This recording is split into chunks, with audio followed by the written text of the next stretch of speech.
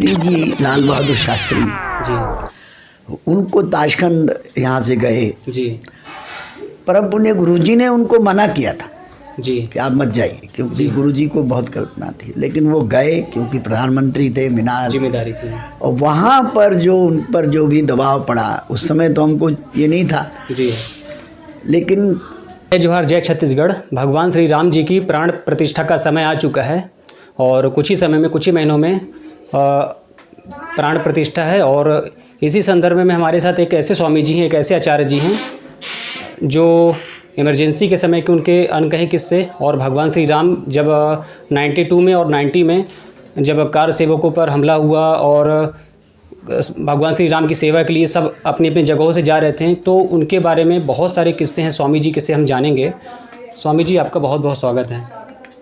जय श्री राम। सब आप थोड़ा सा अपने बारे में परिचय बताइए ना, कैसे मतलब आपका शुरुआती अपब्रिंगिंग और कैसे, कहाँ पर आप मूलतः कहाँ के हैं, फिर आपसे बहुत सारे कहानी सुनेंगे। मेरा बड़ा मन भी कर रहा था, बड़ा इंटरेस्टिंग चीज़ें हैं, तो हम लोग तो थे नहीं उस समय, तो मैं आपसे जानना चाहूँगा आपकी शुरुआती रहे। मेरा जन्म तो हुआ है कटनी, स्वतंत्र भारत में। कटनी जी। हाँ, वैसे हमारे पूर्वज जो है वो सिंध से आए थे और मेरा जन्म शरीर कटनी का है, 51 का है, माने स्वतंत्र भारत में मैं पैदा हुआ हूँ जी।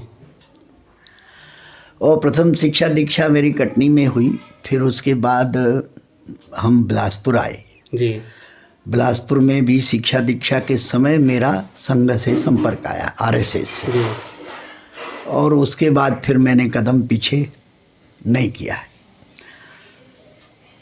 उसी संघ के काम में मैं लगा रहा और उसी के नाते समझिए मैं बिलासपुर में था, फिर रायगढ़ जाकर हम लोग रहे जी।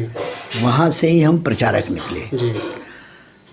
प्रचारक तो हम वैसे इमरजेंसी के समय में घोषित हो गए थे, लेकिन विधिवत प्रचारक हम 77 में बने जब इमरजेंसी ख़त्म हो गई, और 77 से लेकर 2010 तक हम प्रचारक थे जी। और जिला प्रचारक, फिर विभाग प्रचारक, फिर हम कुछ समय राजनीति में भी थे 2.5 वर्ष। उसके बाद विश्व हिंदू परिषद में जो प्रथम कार सेवा हुई, एक प्रकार से वहीं से 90 से लेकर जी। तो 2010 तक हम विश्व हिंदू परिषद, उसमें आखिरी 2-2.5 साल जन धर्म जागरण का एक काम चलता है, उसमें हम थे। तो ये मेरा छोटा परिचय है। स्वामी जी, जैसे आप बताएं कि आरएसएस से प्रभावित हुए, तो होते ना कि हम किसी चीज़ में कुछ अच्छा देखते तो हम प्रभावित होते हैं, तो ऐसा लगता है कि हम भी इससे जुड़े हैं। तो आरएसएस का ऐसा कौन सा आइडियोलॉजी या सिद्धांत या आदर्श था, दर्शन था कि मुझे आपको लगा कि नहीं, इससे जुड़ना बहुत अच्छी बात है, मेरे लिए फ़क्र की बात है, तो इससे जुड़ना चाहिए? देखिए, आरएसएस के बारे में जब हम जुड़े तो उस समय तो हम कुछ जानते नहीं थे। जी। हमारे बड़े भैया थे, एक सबसे बड़े, वो महात्मा थे, उन्होंने मुझे प्रेरित किया कि आरएसएस का काम अच्छा है और तुम उसमें जाओ, और कभी भी फिर मुझे मना नहीं किया, और उन्होंने एक प्रकार से प्रेरणा दी थी। तो धीरे धीरे जब संघ समझ में आया, शुरू में तो हमारा आकर्षण था ये जो द्वितीय सरसंघ चालक थे परम पूज्य गुरु जी, जी जी, माधव सदाशिवराव गोलवलकर जी, उनके बारे में हमने सुना था कि वो एक बार किसी से मिलते हैं तो वो किसी का नाम नहीं भूलते जी। तो हमको लगता था ऐसे व्यक्ति से मिलना चाहिए जो हमको याद रखें। जी। तो बिलासपुर में उनका कार्यक्रम था, हम उस समय 8वीं पढ़ते थे। बहुत पहले की बात है। हाँ, 8वीं माने सन 1967 की बात, बहुत पुरानी बात। हाँ 67। तो बस तब से फिर वो मतलब गए हैं, तो फिर संघ के जो प्रचारक मिले ऐसे तपस्वी लोग, और फिर धीरे धीरे संघ का विचार समझ में आया कि ये हिंदुत्व का काम है, राष्ट्र प्रेम का काम है, राष्ट्र के हित में कुछ करना है तो वही करना चाहिए। मेरे जीवन में पहले था कि मुझे पायलट ऑफिसर बनना है जी, फौज में जाना है जी, लेकिन सन 1965 में जो भारत पाकिस्तान की लड़ाई हुई जी, उस समय हम जीते थे जी, लेकिन शास्त्री जी, लाल बहादुर शास्त्री जी, उनको ताशकंद यहाँ से गए, जी, परम पुण्य गुरुजी ने उनको मना किया था जी कि आप मत जाइए, क्योंकि गुरुजी को बहुत कल्पना थी। लेकिन वो गए क्योंकि प्रधानमंत्री थे, मीनार जिम्मेदारी थी। और वहाँ पर जो उन पर जो भी दबाव पड़ा, उस समय तो हमको ये नहीं था, जी लेकिन वो वहाँ पर समाप्त हो गए। जी पर जो डिक्लेरेशन हुआ कि जितनी ज़मीन हमने जीती थी वो सारी ज़मीन पाकिस्तान को उन्होंने वापस की, जी तो उस समय पता नहीं मुझे क्या लगा, मैंने एक पोस्ट कार्ड लिखा जी शास्त्री जी को जी कि मैं पहले फ़ौज में जाना चाहता था, जी लेकिन अब नहीं जाऊंगा, क्योंकि फ़ौज में राष्ट्र सेवा के लिए जा रहा था। जी तो राष्ट्र सेवा के लिए और कई रास्ते हैं, जी फौज में नहीं जाऊंगा और मैं वो काम करूंगा। और संयोग से वो सवेरे न्यूज़ आया कि शास्त्री जी नहीं रहे। मतलब ये कि हम पहले से राष्ट्र सेवा में जाना चाहते थे, तो हमको संघ का प्लेटफॉर्म मिल गया, संघ की प्रेरणा मिल गई। संघ राष्ट्र का काम करता है। राष्ट्रीय स्वयंसेवक संघ का मतलब ही है कि राष्ट्र के हित में स्वयं प्रेरणा से काम करने वाले लोगों का संगठन, ये है राष्ट्रीय स्वयंसेवक संघ।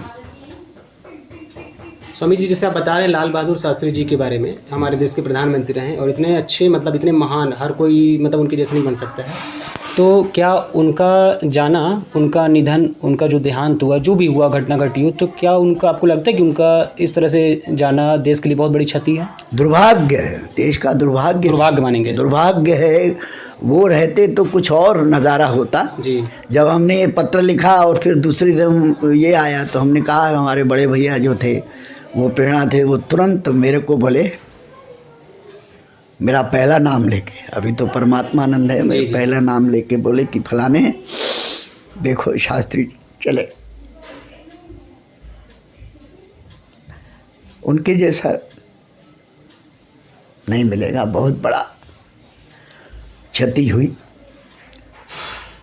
और आज भी मन में टीस होता है कि होते तो कुछ और भारत होता, निश्चित, और पहले ही हो जाता। बिल्कुल पक्की बात है। नहीं, मैं जैसे आपसे इतनी देर से बात करूँ, इतना समर्पण और लगन हर किसी के इसमें नहीं, आज की तारीख में तो बहुत कम लोगों में मिलता है। तो मुझे बड़ा फ़ख्र है, मुझे बड़ा गर्व है कि आपके साथ बैठने का मौका मिला है मुझे। स्वामी जी, लेकिन एक सवाल ये भी आता है कि आरएसएस को आज की तारीख में कुछ हर कोई उस नज़र से नहीं देख पाता जैसे आप लोग जैसे पहले देखते थे, 20-25 साल 30 साल पहले देखते थे। तो इसका क्या कारण हो सकता है?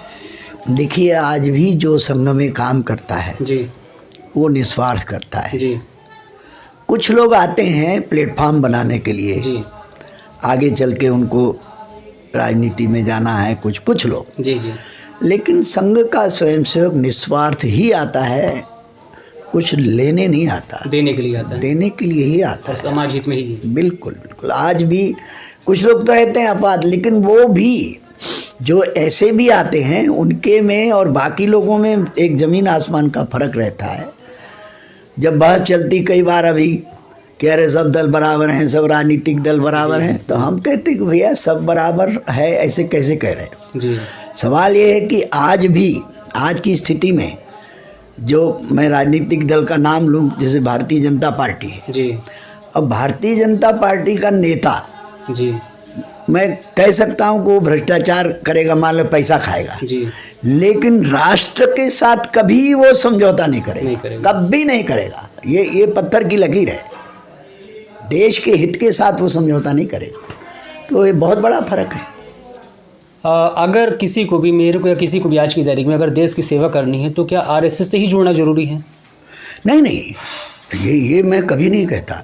देखिए, आज आरएसएस से बाहर भी, जी, आरएसएस से अधिक तीव्र विचारधारा वाले, अधिक ईमानदार लोग हैं, आज भी उपस्थित हैं।